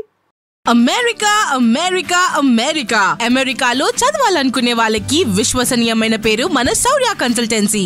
UK లో 1 year masters, UK లో 1 year masters, 2 years work permit up to 5 years visa. Contact Saurya Consultancy.